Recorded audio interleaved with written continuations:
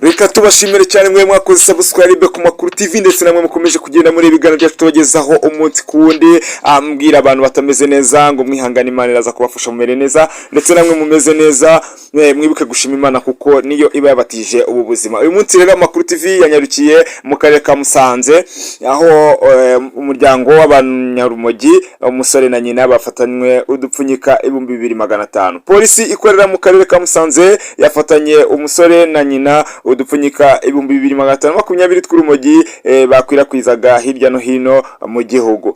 Urumogi rwafatiwe mu nzu babamo nyuma yuko abaturage batanze amakuru ko bamwe mu bagize uwo muryango bakora ibikorwa byo gukwirakwiza ibiyobyabwenge.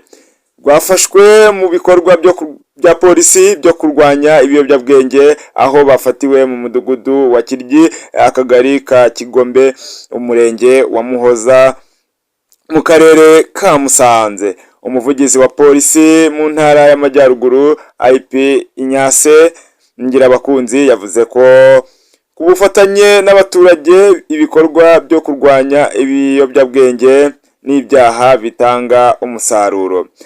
Ati abaturage nibo bafatanyabikorwa bibanze mu mutekano, aho baduha amakuru adufasha gukumira no kurwanya ibyaha.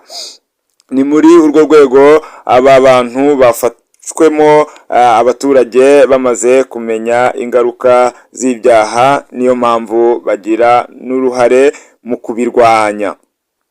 Yakomeje avuga ko abishora muri ibi byaha byo gucuruza no gukwirakwiza ibiyobyabwenge bagomba kumenya ko amayeri bakoresha yatahuwe, bityo babihagarika.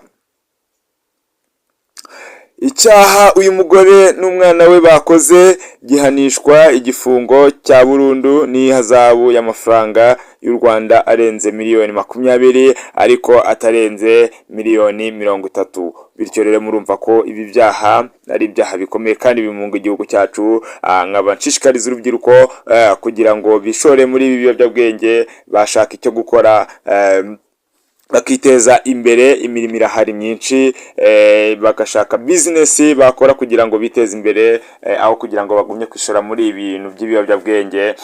Hanyuma n'ababyeyi namwe ntago bikwiye yuko ushyigikira abana ngo bakishora mu biyobyabwenge nk'ibyo uyu mubyeyi yakoze. Uyu mubyeyi rwose yagaragaje ubugwari kuko yashyigikiye uyu mwana bagakorana ibi byaha byo gucuruza ibiyobyabwenge ndetse no kubikwirakwiza.